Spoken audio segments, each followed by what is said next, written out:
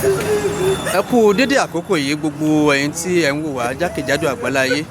Ìṣẹ̀lẹ̀ burúkú ò ní ṣẹlẹ̀ sí yín, àjálù burúkú ò ní ṣẹlẹ̀ sí yín, tọmọdé tàgbà. Ohun tí ẹ ń wò yìí kì í ṣe ohun tí a máa sábà ń gbé sójú òpó wa, ṣùgbọ́n àwọn tí ẹ ń wò lójú wòran yìí, màmá yìí àti àwọn ọmọ wọn ni wọ́n wá sọ́dọ̀ wa pẹ̀lú ìṣẹ̀lẹ̀ kan tí ó ṣẹlẹ̀. Ẹ rí i pé mò ń fọgbọ́gbọ́n gbé àwòrán kúrò lójú àwọn fọ́tò tó wà lọ́wọ́ àǹtí yìí torí pé káwọn Facebook kó má bàa di pé wọ́n dínà mọ́ ojú òpó yìí. Wọ́n ní ìṣẹ̀lẹ̀ kan ló ṣẹlẹ̀ sí ọmọ wọn. Ohun burúkú ò ní ṣẹlẹ̀ sí wa o, ó lágbára púpọ̀, ṣùgbọ́n ẹ̀yin tó jẹ́ aláàánú, ohun tí ẹ bá lè ṣe fún wọn la ṣe wá torí pé wọ́n ti nọ́gbàrá nọ́gbòrò pé kí làwọn lè ṣe. Ìṣẹ̀lẹ̀ burúkú ò ní ṣẹlẹ̀ sí kálukú wa. Màmá kí ló kọ yín? Abigail Taiwo. Ẹ má sunkún mọ́ màmá, ẹ má sunkún mọ́. Abigail Taiwo, kí ló ṣẹlẹ̀? Wọ́n pè mí ní adóyún wà ọmọ adóyún mi. Wọ́n pè mí pé ilé ọmọ mi jó lẹ́kọ̀ọ́. Wọ́n ní iná ẹ̀lẹ́tíríkì spark lóru, àwọn tẹ̀ ti sùn. Gbogbo ẹrù wọn àti gbogbo ojó. Ọkọ̀ ṣàárọ̀ ọ̀nà Gbani náà ó kó àwọn ọmọ síta.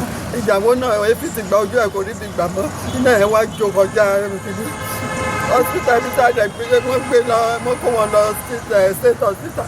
Àwọn ìyẹn gbà wọ́n wá ní wọn lè ṣe. Wọ́n direct wá sí transfer àwọn sí hospital bíi 4 náà yí títí tán ń gbé kiri tán ní tán gbà tán ní àwọn doctor strike. Àwọn hospital náà tó wá júwe private kan fún wa. Àwa gbé lọ káwọn yẹn tó ní kán wá gbé lọ́jọ́ yẹn wọ́n ní áwú o, wọ́n ní ká jẹ aṣáǹsá kiri níta ń gbá owó wọn ní 2.5 aṣáàrí 1.5 nígbà yẹn àpò fún wọn. Wọ́n ṣàní àárọ̀ ọjọ́ kejì ò pé wọ́n á gbà àtúwà yòókù àpò fún wọn. Àtìgbà wọ́n ṣàṣiṣẹ́ ọjọ́ kejì wọ́n ní ká mú 2 million wá. Ọjọ́ kẹta wọ́n ṣàṣe ìjẹta báyìí wọ́n ní 5 million. Ó tún dà nọ́mbà ó tún ti dà 7.5. Kò fún nǹkan tí mo mí lágbára mọ́. Mi lágbára àwọn ẹgbẹ́ ẹ títa gbogbo ọ̀gá mi náà títa kò sí nǹkan àwọn aláàánú kankan tó lè dé náà. Wọ́n ti ṣèrànlọ́wọ́ tó lè ṣe fún wa. Kò sí nǹkan tí mo lè ṣe máa ń mo ṣe ní wọ́n máa Nàìjíríà gbà mí. Wọ́n máa jẹ́ kí n tún pàdánù ọmọ. Ṣé ẹ lè sọ bó ṣe ṣẹlẹ̀ gan? Kí ọmọ yín ṣàlàyé. Ẹ bá mi gbé fọ́tò yẹn wá sàlẹ̀. Ṣé fọ́tò àbúrò yín? Ẹ mú fọ́tò wọn tó dáa yẹn, ẹ mú ti eléyìí tí kì í ṣe eléyìí tí náà jù yẹn ní kẹ́mú sókè sórí Facebook. Ṣé ẹni tí ṣẹlẹ̀ sí rèé? Kí lẹ ní ó ṣẹlẹ̀ sí wọn? Wọ́n pè mí láàárọ̀ kùtù ọjọ́ Friday. Wọ́n ní lóru bíi 2 a.m. lóru náà níná yẹn bẹ̀rẹ̀. Wọ́n níná yẹn dẹ̀ ti jó ìlàjì sitting room ní Èkó. Ajah Artists of Lagos State ní ọ̀dọ̀ wọn. So wọ́n níná yẹn jó, wọ́n ló ti jó ilé délàjì káwọn gan tó mọ̀. Ìgbà tó fi máa mọ̀ inú iná yẹn náà gbà kọjá. Ṣé ilé onílẹ̀ ni àbí ilé olókè? Ilé olókè òkè ni wọ́n wà, one entrance kò sí back door. Ìgbà tí wọ́n ṣàfijì tí wọ́n kóra wọn pé wọ́n sá síta, lẹ̀kùn ti lock pa. Ọkọ̀ fọ́ọ̀sì lẹ̀kùn kó tó ṣí tó kó ọmọ méjì tó rescue wọn. Ìyàwó mo rò pé ìyẹn lè smoke, ó ṣóòkì ẹ̀. Ó ṣubú lulẹ̀, iná jó kọjá àlà, iná ti jó gidi jù, iná ti bà gbogbo ara ẹ̀ jẹ́. Àwọn fọ́tò yẹn ló wà lọ́wọ́ yín. Hospital tí wọ́n kọ́kọ́ gbé wọn lọ fún first aid. Wọ́n ò ní facility, wọ́n kàn ṣàgbà wọ́n fún ní oxygen nìkan. Wọ́n wá bẹ̀rẹ̀ àwọn oníwọ̀n refer ẹ̀. Ìgbà tí wọ́n refer ẹ̀ gbogbo government hospital wọ́n láwọn ò lè gbà pé torí wọ́n wà on strike. Wọ́n recommend the private hospital kan nínú Lekki. Equity Specialist Hospital lórúkọ rẹ̀ Lekki phase 1. Equity Specialist Hospital ní Lekki phase 1 níbẹ̀ ni wọ́n wà báyìí. Ibẹ̀ ló wà lọ́wọ́lọ́wọ́ ní ICU wọn.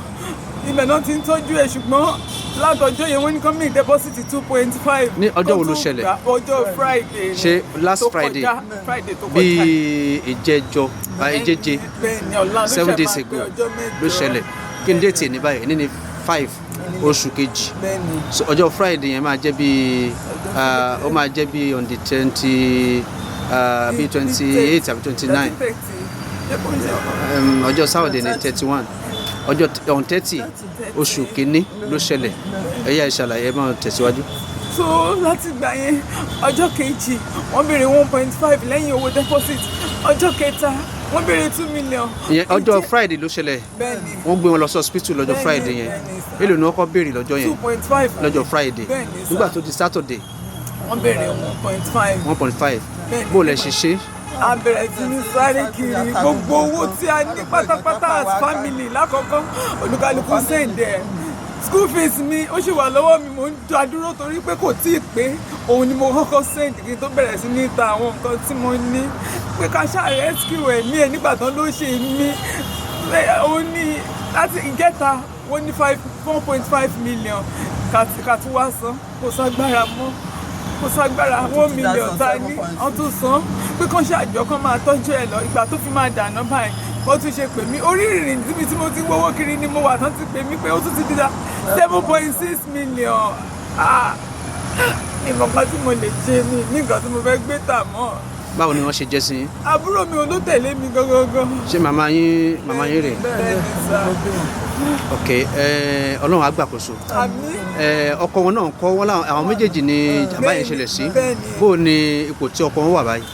òun náà wà on admission wọ́n fi sílẹ̀ sí Marina Hospital torí wọ́n láwọn sì lè tọ́jú ẹ̀ wọ́n láwọn lè tọ́jú ẹ̀. so ti àbúrò yín ló wá. ìyẹn tó wà severe wọ́n náà. kí ni tẹ́ fẹ́ kí àwọn ọmọ Nàìjíríà ṣe fún yín báyìí.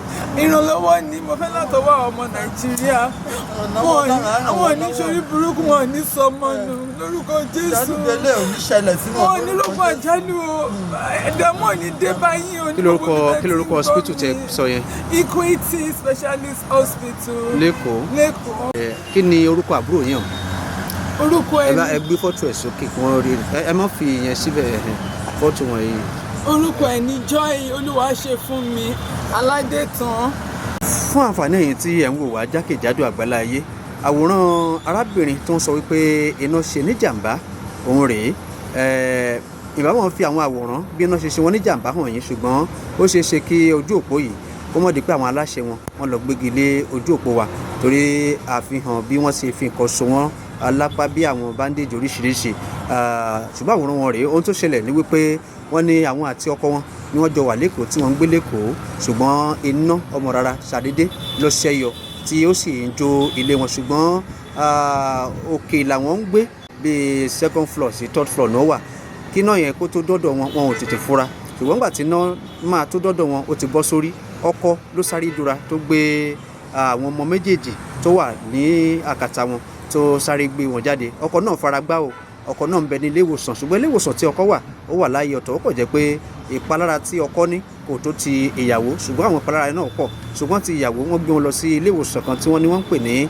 Equity Specialist Hospital tó wà ní Lẹ́kì lẹ́kọ̀ọ́ níbẹ̀ ni wọ́n wà báyìí o tí wọ́n ti ń gba ìtọ́jú ṣùgbọ́n o ìṣòro tí àwọn ẹbí wọn ní ni wípé owó ni ó ń dà wọ́n láàmú wọ́n sì ti sọ wípé tí wọ́n bá fi owó yẹn kalẹ̀ àwọn fi ìtọ́jú arábìnrin náà lẹ̀ pé àwọn lè tọ́jú wọn ní kinní ilé ìwòsàn ló jẹ́ kí wọ́n sájáde ẹ dákun ẹni tí ẹ jẹ́ olóore olójú àánú kò pọ̀ ó kéré ẹ ṣàánú fún wọn ẹ dákun àwa níwọ̀nba ohun tá a lè ṣe ńlá wa ṣe yìí àwa náà àìmọ̀ ń gbé àwọn kan báyìí sójú òpó wa ṣùgbọ́n nígbà tí wọ́n sunkún dé tá a dẹ̀ rí pé kí la lè ṣe kó má bàa dé pé Ọlọ́run ó dá olúwa rẹ̀ lẹ́bi la ṣe ní ká gbìyànjú tiwa náà kí ẹ̀yin tí ẹ wà lágbàáyé tẹ̀ ń gbọ́ wa tí ẹ bá lè ṣàánú fún wọn àǹtí kí lẹ pé orúkọ yín lẹ́ẹ̀kan sí i. orúkọ mi Mercy.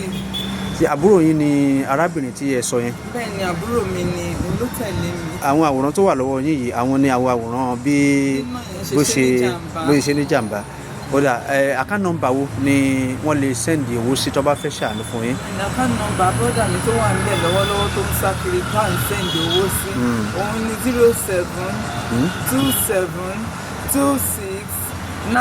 0727269610 Access Bank Aládélóyè Ọpẹ́yẹmí. Aládélóyè Ọpẹ́yẹmí ni orúkọ tó wà ńbẹ̀. bẹ́ẹ̀ ni orúkọ tó wà ńbẹ̀. account number ẹlẹ́ẹ̀kan sí. account number Access Bank